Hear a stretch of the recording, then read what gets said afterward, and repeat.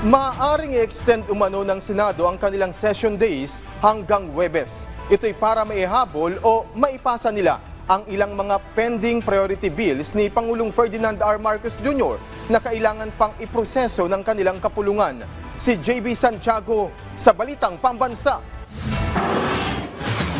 I am hopeful we can do it within the 6 session days. Why? Kumpiyansa si Senate President Jesus Escudero na maihahabol pa ang ilang pending priority bills bago matapos ang 19th Congress sa Hunyo. Bagamat magbabalik ang session sa June 6, muling magbe-break din agad na Kongreso sa June 13. Kaya 6 na session days lang ang matitira para maaprubahan at maratipikahan ang mga panukalang batas.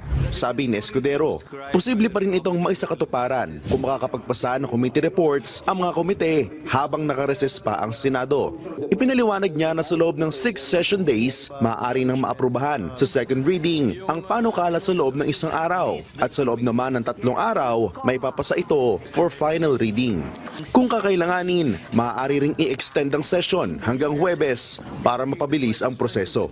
If we extend sessions on a Thursday, we can do more. If the President certifies it as urgent, then we can dispense with the 3 days. Kabilang sa mga panukalang target tapusin, ang Konektadong Pinoy Bill, e-Governance o e-Gov Bill, Right-Sizing Bill, at ang Virology Institute Bill. Lahat ng iyan nakapaloob sa LEDAC bills ni Pangulong Ferdinand Marcos Jr. I am very hopeful that yes, we can. With the assistance of the executive, if it is a priority measure, we can abbreviate the process and pass certain other bills that haven't even been sponsored on the floor in the 6 remaining session days that we have. Nakabinbin ngayon sa Kamara ang 200 peso wage hike bill. Nasa Kamara na ngayon ang bola para maihabol ito.